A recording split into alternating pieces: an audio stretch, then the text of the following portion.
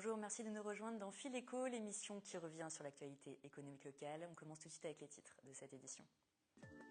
Exporter en Asie, une perspective d'avenir pour les entreprises yvelinoises. À l'occasion de la 8e édition Fête de l'International, la Chambre de commerce et d'industrie de Versailles encourage les entreprises du département à se lancer dans l'aventure.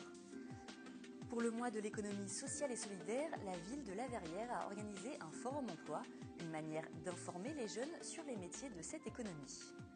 C'est à Versailles que Caroline Saubestre a installé son showroom. Elle participe au concours Créatrice d'avenir et présente ses produits, bijoux et accessoires. Faits main, ils sont réalisés en Amérique latine dans le respect du commerce équitable. Enfin, dans notre entretien cette semaine, nous parlerons de la colère des entreprises yvelinoises. Les patrons de PME et TPE s'apprêtent à descendre dans la rue. Nous aborderons ce sujet avec Alain Gosset. Bonjour, vous êtes le secrétaire de la CGPME des Yvelines. Nous parlerons avec vous de la situation actuelle des entreprises et des revendications de celles-ci. Mais avant cela, passons en revue l'actualité de la semaine.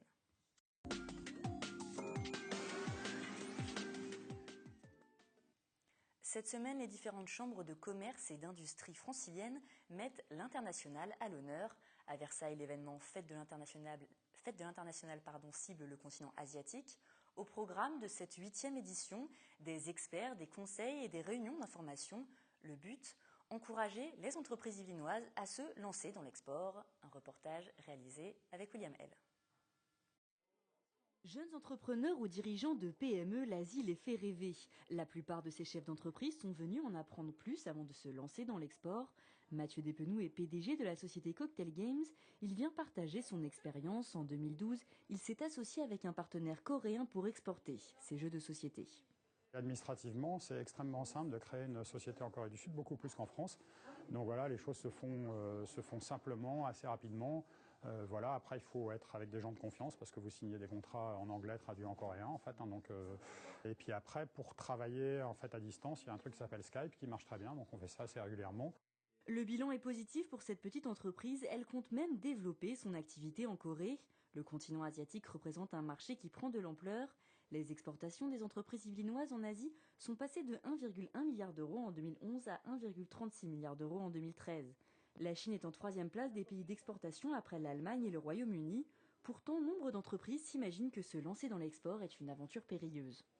Faire du business avec des gens qui ne parlent pas votre langue, qui n'ont pas la même culture, dont les besoins peuvent être mal définis, c'est pas aussi facile. En tout cas, ce n'est pas un pas que l'on franchit naturellement. Mais une fois ce premier pas, voire le deuxième réalisé, je peux vous dire, mon entreprise exporte depuis 20 ans maintenant, ça devient une mécanique. Et les perspectives d'avenir sont nombreuses. Dans les Yvelines, les exportations des entreprises ont atteint 9,25 milliards d'euros en 2013. Le département représente ainsi 12% des exportations franciliennes, soit 2,1% des exportations nationales. Et la Chambre de commerce et d'industrie de Versailles-Yvelines a profité de cet événement pour lancer son réseau plateau à l'international. 18 sociétés et 3 coachs des cadres de grandes entreprises font partie de l'aventure. Écoutez ces précisions de Brigitte Salle, responsable des réseaux entreprises à la CCI de Versailles-Yvelines. Ces entreprises vont se rencontrer une fois par mois. La petite différence, c'est qu'ils ne vont aborder là que des sujets autour de l'international, mais des sujets qu'ils auront choisis au préalable en tout début de programme. Donc ce matin, ils ont fait connaissance et ils ont d'ores et déjà choisi les thématiques sur lesquelles les premières thématiques sur lesquelles ils vont devoir travailler. Cette semaine s'achève le mois de l'économie sociale et solidaire, et oui, c'était au mois de novembre. À La Verrière, la ville a décidé de s'adresser aux jeunes avec un forum emploi sur les métiers de l'économie sociale et solidaire. Mélanie Poquet et Elodie Moine. Ces recruteurs sont des représentants d'entreprises, mais aussi des associations ou des coopératives à la recherche de jeunes recrues. À La Verrière, une douzaine d'entreprises et de partenaires étaient présents. Objectif, sensibiliser les jeunes à l'économie sociale et solidaire et parler des emplois proposés par le secteur. Nous avons la possibilité d'offrir des emplois divers, qualifiés, et nous permettons aussi à nos employés de pouvoir évoluer à l'intérieur du groupe. Ça recrute, mais aussi il y a aussi certaines méfiances vis-à-vis aussi des entreprises. Donc c'est aussi pouvoir montrer aux entreprises que avec le social et l'insertion, on peut aussi avancer ensemble et faire de belles choses, avoir de très beaux parcours et de réussite. Selon l'Observatoire régional de l'économie sociale et solidaire en Île-de-France, cette économie en plein essor emploie près de 33 000 personnes dans les Yvelines. Pourtant, les moins de 25 ans ne représentent que 7% de ses salariés. Paul veut travailler dans le développement durable et Traoré dans le domaine de l'électricité.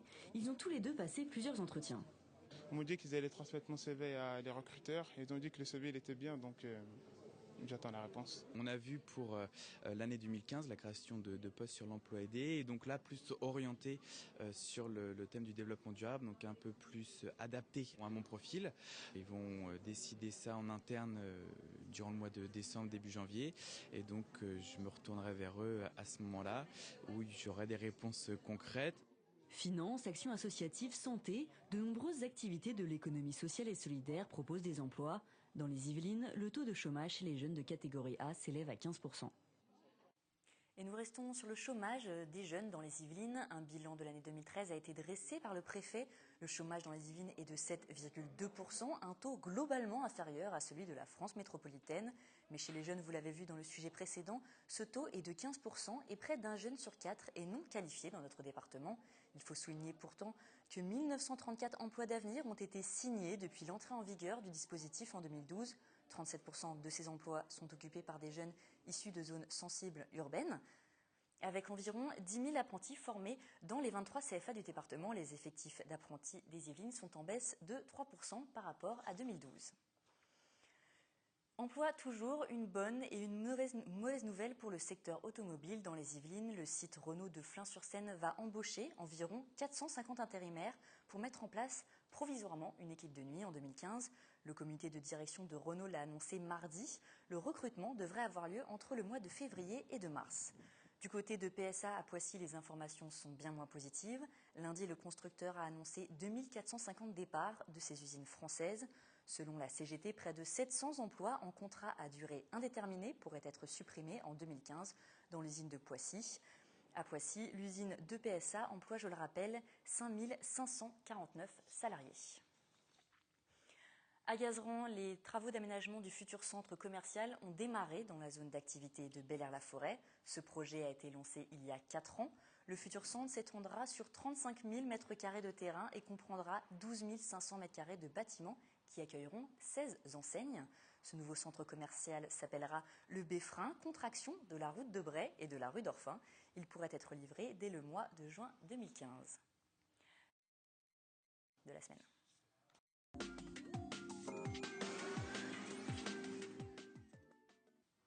Cette semaine, nous allons parler des petites et moyennes entreprises yvelinoises qui appellent à manifester. Nous sommes, je le rappelle, avec Alain Gosset, secrétaire général de la CGPME des Yvelines, donc la Confédération Générale des Petites et Moyennes Entreprises. Alors tout d'abord, les entreprises dans la rue qui manifestent, c'est une première. Non, on a été dans la rue pour les 35 heures. Et donc, mais c'est une première quand même, oui.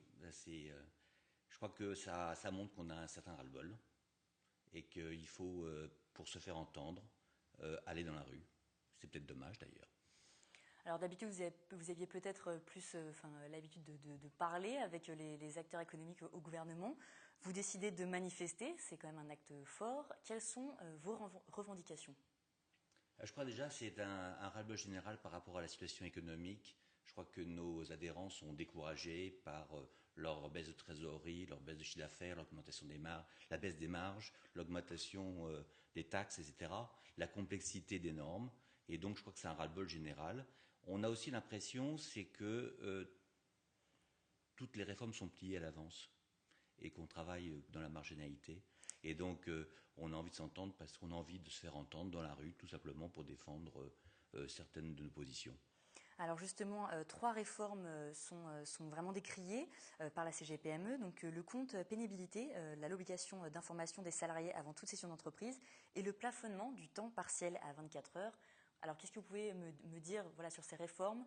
Qu'entendez-vous dire de la part des entreprises des Yvelines ? Ça illustre quelque chose. Voyez, on va avoir une simplification du bulletin de paye, chose qui est, je pense, assez très bon pour les entreprises. Et en même temps, on va nous demander à gérer le compte pénibilité qui est ingérable. Donc d'un côté, on donne une simplification, de l'autre, on augmente la complexité. C'est dans tous les domaines, on arrive à ce phénomène. On essaie de simplifier quelque chose pour complexifier d'autres choses. Donc compte pénibilité, pour nous, Pourquoi on n'est pas d'accord? Bien entendu, on reconnaît qu'il y a de la pénibilité. Et certaines branches, dans leur domaine, essayent de gérer cette pénibilité. Ce qu'on ne veut pas, c'est d'avoir un système très complexe qu'on ne peut pas gérer en tant que chef d'entreprise. Nous sommes des TPE, PME, donc entre 2, 5, 10 personnes et 15 personnes, et certaines dispositions du compte pénibilité sont totalement ingérables. Et donc on sera hors la loi. Et sur l'obligation d'information des salariés avant toute cession d'entreprise, là on a peut-être un peu du mal, nous, à s'imaginer le problème. Là aussi, moi je pense que c'est parti d'un bon geste d'informer ses salariés. La seule chose, c'est que dans la réalité, une cession d'entreprise pour une TPE, PME se fait, je dirais, dans un certain cercle privé pour que ça fonctionne. C'est une mayonnaise qui peut se casser à la dernière minute. Pourquoi? Tout simplement parce que c'est une sorte de mariage, de contrat de mariage entre le vendeur et celui qui va racheter. Jusqu'au bout, jusqu'à la signature et au paiement, il y a des choses qui peuvent finalement casser la signature. Le fait de devoir informer 2 mois au préalable les salariés, ça peut mettre des problèmes dans ces rouages qui font que la vente ne se fera pas. Et au détriment finalement des salariés, puisqu'une vente qui ne se fait pas, quelquefois malheureusement, 2 mois, 3 mois, 1 an ou 2 ans plus tard, la société s'arrête. Alors j'aimerais aussi qu'on explique un petit peu aux téléspectateurs le plafonnement du temps partiel à 24 heures. Pourquoi cela pose un problème aux entreprises? Là aussi, la bonne volonté, je crois que de demander à avoir un temps de travail de 24 heures, c'est bien d'un côté. Mais d'un autre côté, ça va pénaliser les emplois non qualifiés.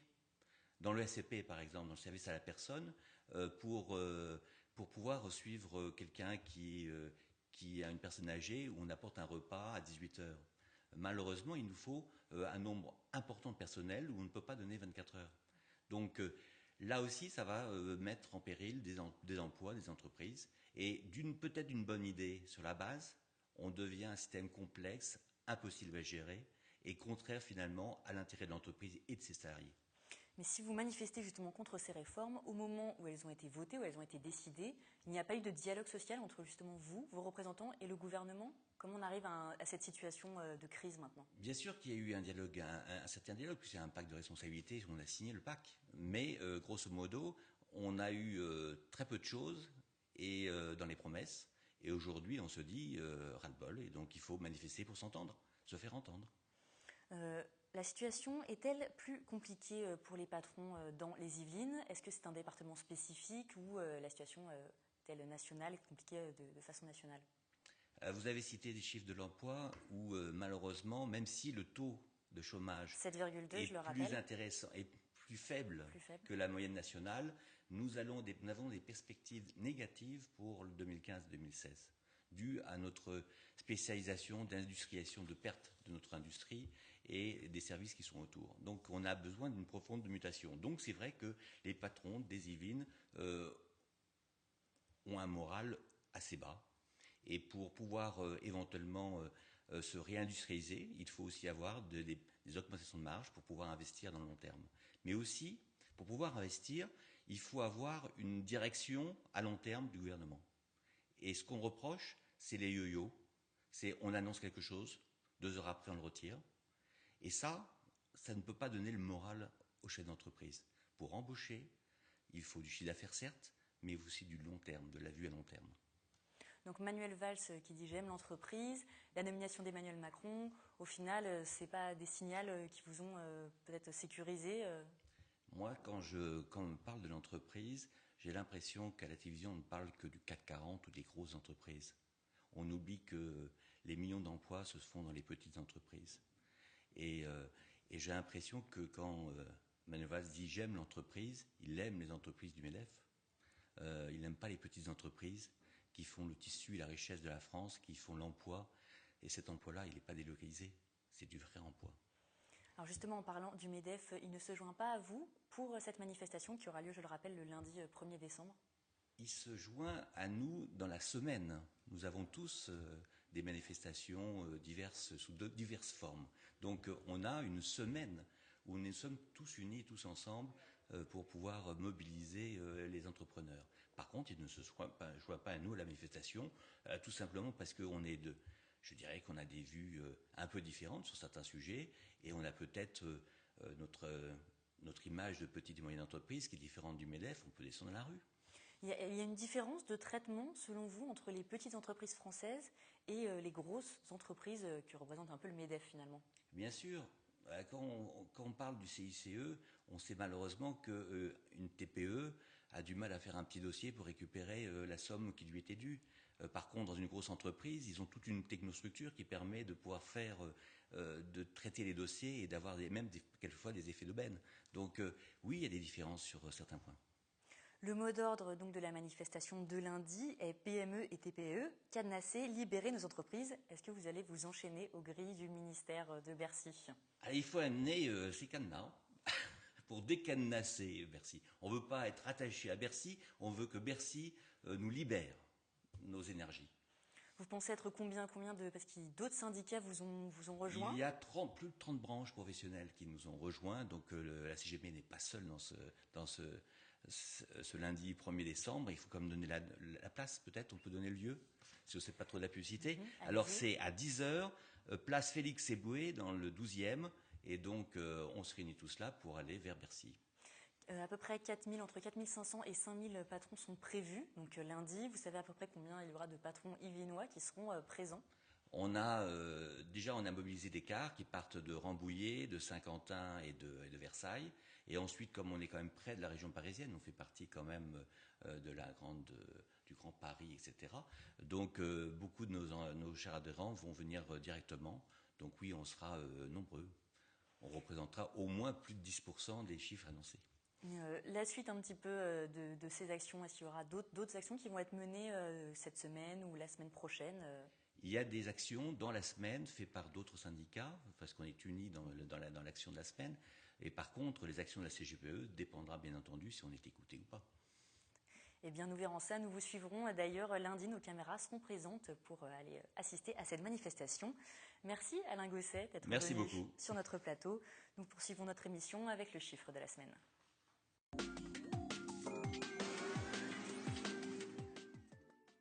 880, c'est le nombre d'entreprises qui ont travaillé au sein des réseaux Plateau depuis sa création en 2001.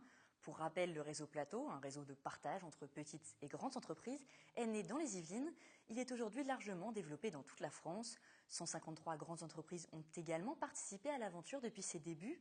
Aujourd'hui, dans le département, 300 dirigeants et 53 cadres coachs de grandes entreprises travaillent au sein du réseau Plateau. Et nous poursuivons notre émission avec l'entreprise de la semaine.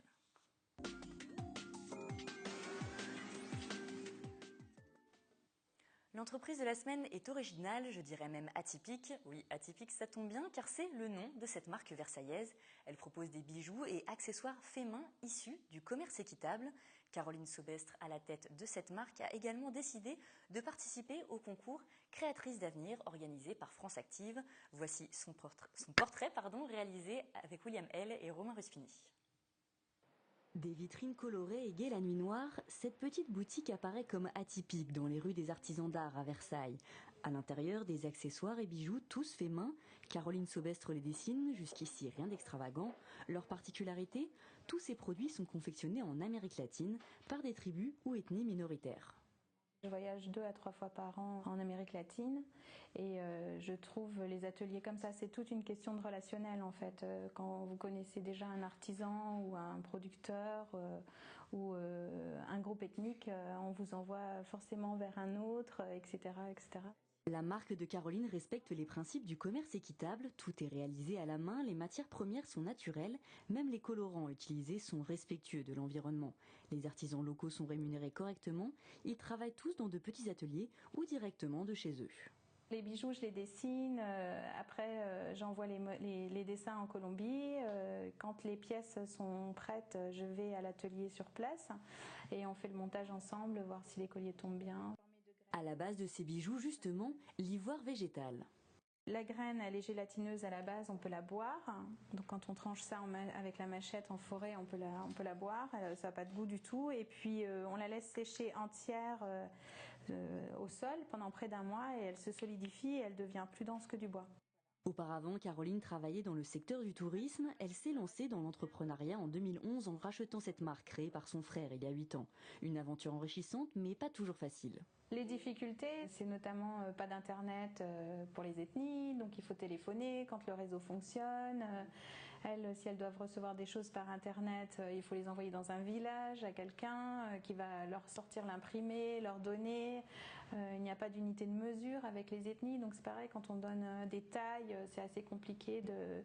Tout se fait sur tradition orale. L'engouement des débuts pour le commerce équitable tend à s'affaiblir avec la crise. Afin de trouver d'autres sources de financement, Caroline a décidé de participer au concours Créatrices d'avenir organisé par France Active. J'ai très peu de portes ouvertes pour justement passer des concours ou bénéficier de subventions, de choses comme ça, de par l'ancienneté de l'entreprise. Je me suis dit pourquoi pas, ça fait un petit challenge aussi, ça permet de se remettre en question. En France, aujourd'hui, la création d'entreprises par des femmes, ça reste encore, comme dans d'autres secteurs de la société, assez en retrait par rapport à un public masculin. Aujourd'hui, à peu près 30% de femmes créent des entreprises, c'est le cas en Île-de-France, donc on n'est pas sur une parité. L'objectif du concours, c'est de permettre de faire progresser la création d'entreprises par des femmes et de faire en sorte que plus de femmes s'impliquent dans la création d'entreprises. Créatrices d'avenir propose 5 prix de 5 000 € chacun dans des catégories différentes.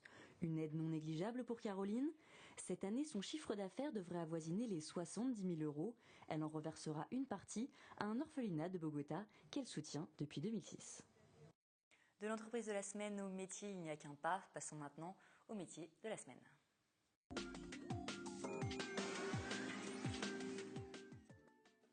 Pas un mais deux métiers cette semaine, et ils sont presque complémentaires. Je vous parle des métiers du chiffre, expert comptable, commissaire aux comptes. Ils représentent 250 000 emplois en France. Dans les Yvelines, la profession cherche à séduire les jeunes, car vous allez le voir, le métier recrute. 10 000 personnes sont attendues dans les prochaines années à venir.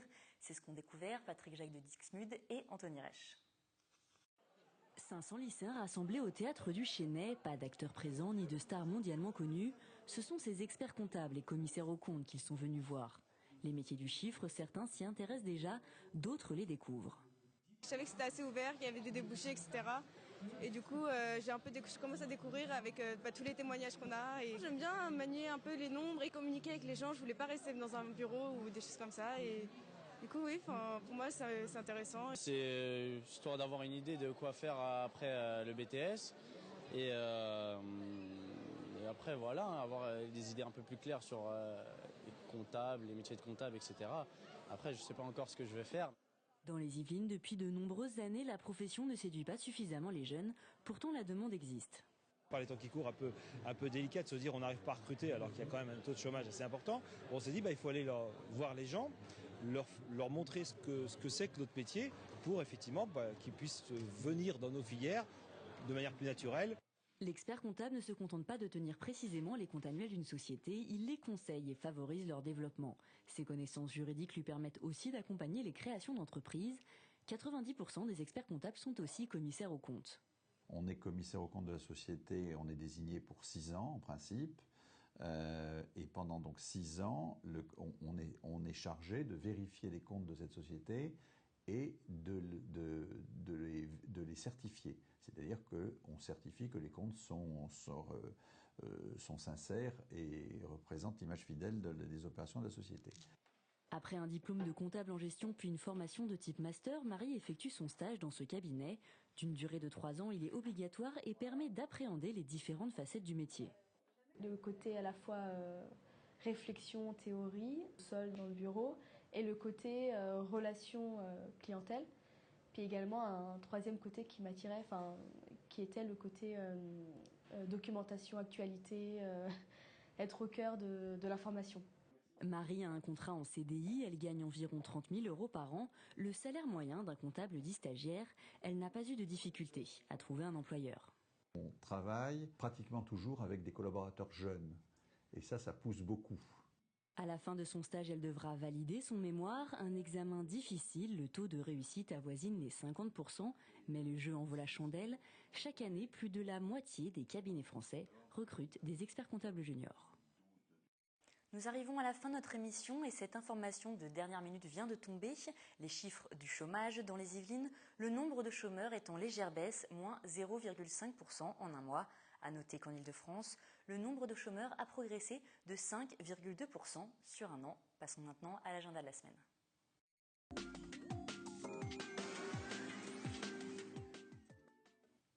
Les métiers de la justice vous intéressent. Si vous souhaitez vous orienter vers une carrière d'avocat, d'huissier ou de juriste, la Cité des métiers propose une réunion d'information. Elle a lieu le mercredi 3 décembre de 14h30 à 16h à Trappes. Vous pourrez ainsi en savoir plus sur ces métiers. Merci de nous avoir suivis. Je vous retrouve la semaine prochaine pour un prochain numéro de Fileco. Je vous souhaite une très bonne soirée.